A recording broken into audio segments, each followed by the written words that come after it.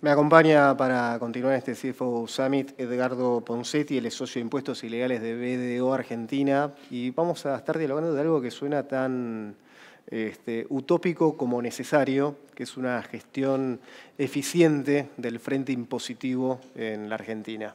Gracias, Edgardo, por estar.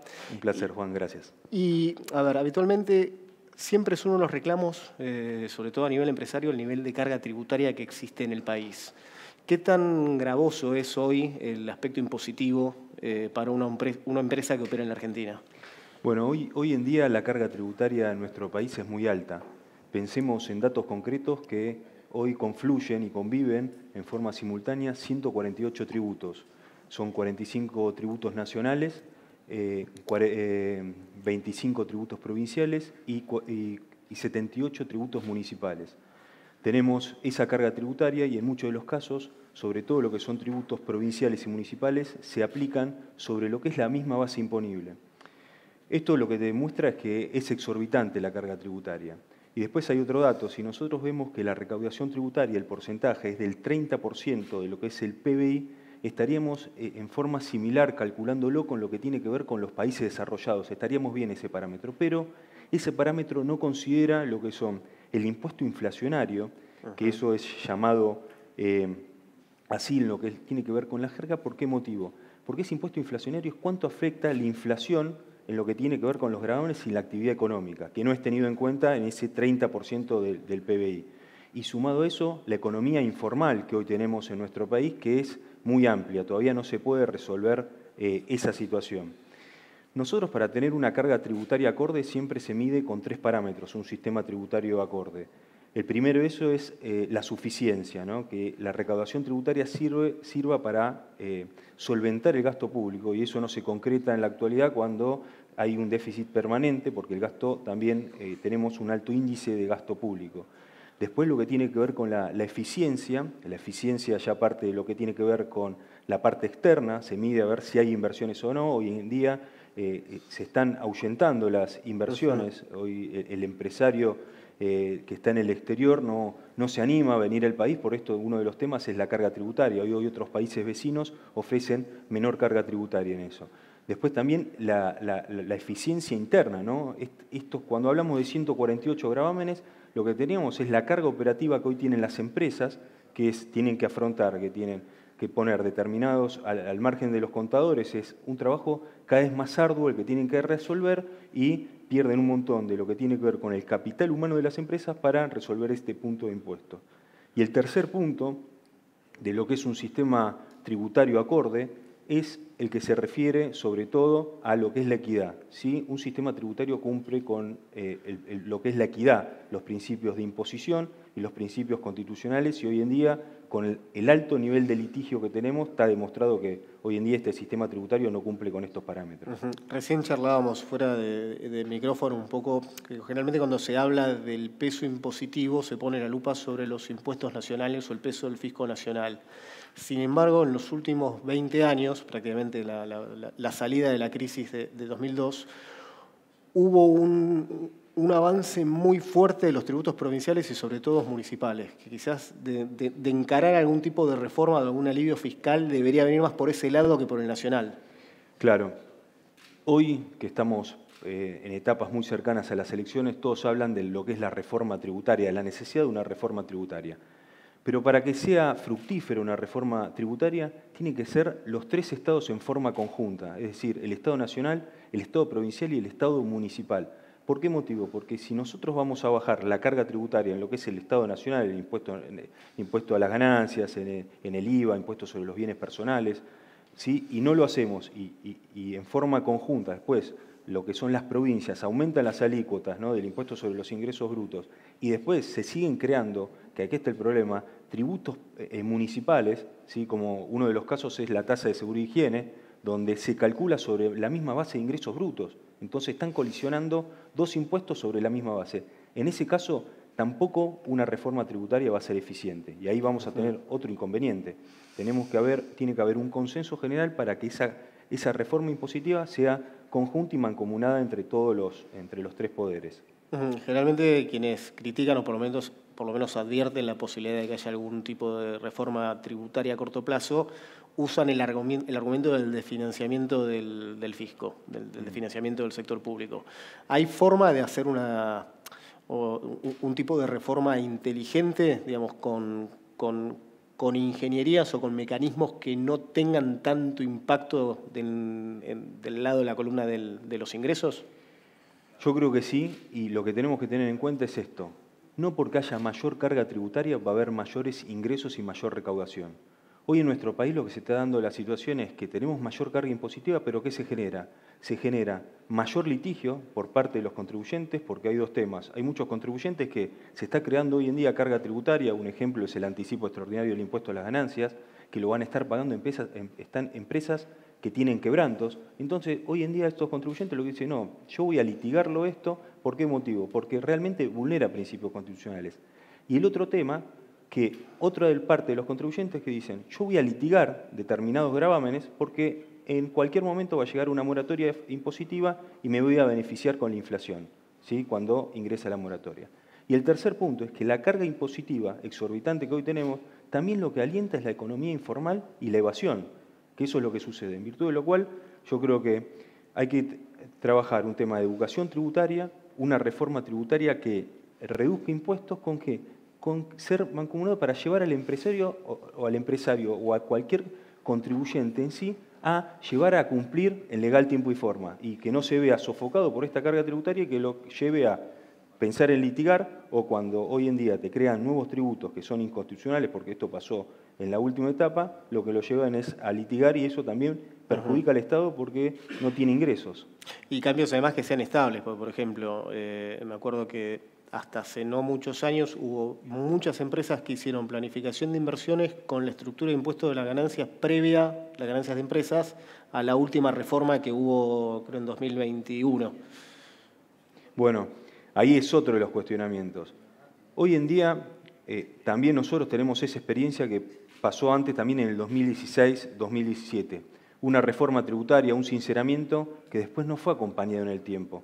En ese momento muchos empresarios, contribuyentes dijeron voy a sincerar dinero, esta reforma tributaria va a bajar ganancias, va a bajar a partir de una ley, a partir del 2018 el impuesto sobre los bienes personales iba a ser del 0,25%. ¿Qué pasó? Cambió el gobierno, muchos contribuyentes sinceraron y el próximo gobierno ¿qué hizo?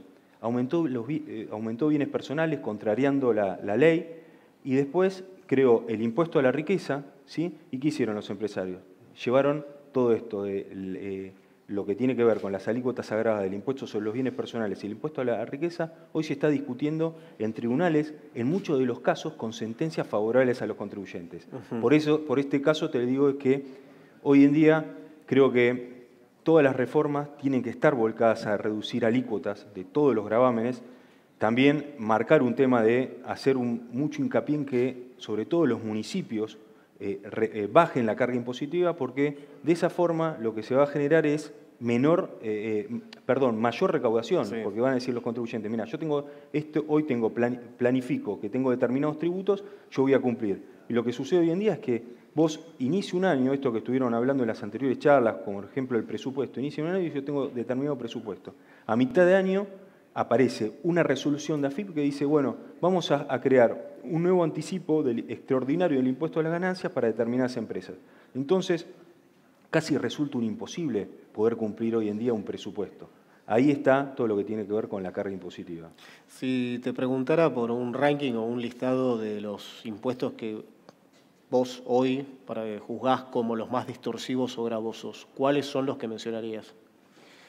Bueno, son todos los tributos que recaen sobre lo que son operaciones transaccionales. Uno es el impuesto al valor agregado, el segundo es lo que es impuesto al cheque y después, por supuesto, el impuesto sobre los ingresos brutos, ¿sí? Que se aplican, por ejemplo, cada jurisdicción trata de aplicar el impuesto sobre los ingresos brutos de ingresos que hasta corresponden a otra jurisdicción y ahí lo que se genera es también una doble carga tributaria.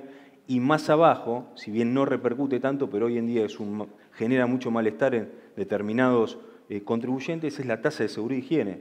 A mí me están cobrando, en general, es un tributo municipal que tendrían que cobrarlo por una contraprestación, por un servicio prestado, y en realidad lo que te lo están cobrando y te lo están calculando por los ingresos brutos, en virtud de lo cual ahí lo que hay es un impuesto encubierto que estos municipios no pueden cobrar. ¿Cuál debería ser el parámetro, por ejemplo, para cobrar la tasa de seguridad e higiene? La tasa de seguridad e higiene, primero, tiene que, la tasa que se cobra tendría que lograr satisfacer el costo del servicio que presta la municipalidad, ¿no? Es decir, el costo es tener un inspector que pase por un establecimiento fijo en ese ejido municipal y eso tendría que ser un porcentaje, pero jamás podría ser sobre lo que tiene que ver con los ingresos brutos de ese impuesto, porque resulta desproporcionado y vulnera lo que tiene que ver con la ley de coparticipación y lo que puede en general cobrar ese municipio. Mencionabas hace un rato la experiencia con los blanqueos o sinceramientos que hubo en los últimos tiempos. Mirando hacia adelante, vuelve a aparecer la palabra blanqueos. Habla de, por ejemplo, el plan de dolarización de Milei, habla de un blanqueo popular de mercado como para poder empezar a recuperar los dólares que están en circulación. No con las mismas palabras, pero más o menos la misma idea tienen en Juntos por el Cambio con, digamos, para darle la largada a su sistema bimonetario. ¿Vos cómo percibís que está del lado de los contribuyentes el humor o el olfato como para poder sacar los dólares del colchón y volverlos a hacer circular? Yo creo que lo que tiene que ver con un sinceramiento, relacionándolo con el anterior que hubo, hoy ese cambio, los contribuyentes, los empresarios, van a querer ver que eso se pueda perseverar en el tiempo. Es decir, hoy en día van a estar muy reticentes a un sinceramiento porque la experiencia que tuvieron aproximadamente hace 6 años fue ingresaron un blanqueo y después les aumentaron las alícuotas. Entonces, lo que van a esperar los empresarios, los contribuyentes, es que el cambio que surja se pueda plasmar en el tiempo y no estemos cambiando de gobierno permanentemente y no haya una seguridad, 2 temas, una seguridad económica y una seguridad jurídica, que hoy es la que está esperando todos los contribuyentes para decir voy a generar inversiones, voy a poner la plata en Argentina, no voy a estar pensando en Uruguay, ni voy a estar pensando tampoco hoy en día en Paraguay. Entonces me parece que tenemos que pensar en reformas a largo tiempo. Hoy no tenemos que, como lo venimos haciendo los últimos años, tenemos que dejar pensar en corto y en mediano, sino apostar todo a largo plazo. Si alguien viene, yo creo, con un blanqueo, hoy en día el interés va a estar dado por la moratoria, porque hay muchas empresas, sobre todo las pymes, que tienen muchas deudas con el fisco. Una moratoria va a ser un éxito, como va a pasar con siempre, porque va a haber condonación de intereses. Pero creo que puedo anticiparme a decir que hoy un blanqueo impositivo no va a ser muy bien visto por empresarios y contribuyentes. También, digamos, a partir del 10 de diciembre, quien asuma va a tener que asumir como, digamos, el costo fiscal de medidas que se fueron tomando en el último tiempo, que, digamos, llevando los números, tienen un peso a nivel recaudación. Del lado de las empresas, de los grandes contribuyentes, de las compañías que necesitan operar día a día, ¿cuánto margen hay para absorber la creación de nuevos impuestos?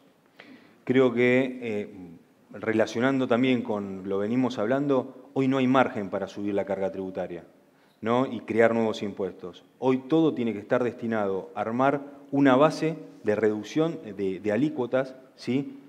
Acompañado el día de mañana a tratar de implementar lo que tiene que ver con una reforma laboral. ¿Para qué? Para que toda lo que es la economía informal pase a ser formal y a partir de ahí empezar a construir con pasos firmes lo que puede ser un proyecto a largo plazo. ¿Y qué tipo de incentivos podrían darse precisamente para traer gente de la informalidad a la formalidad? Y bueno, uno del tema de la reducción de contribuciones patronales, todo lo que tiene que ver con aportes y contribuciones, el tema de beneficios promocionales, otro de los inconvenientes que tenemos es alentar todo lo que tiene que ver con las economías regionales para que no se concentren en forma sectorial todo lo que tiene que ver con las empresas y a partir de ahí empezar a llevar a todas las empresas a que contraten lo que tiene que ver con personal y empiecen a hacer lo que son desarrollos de inversión con proyectos de diferimientos impositivos y determinados beneficios precisos.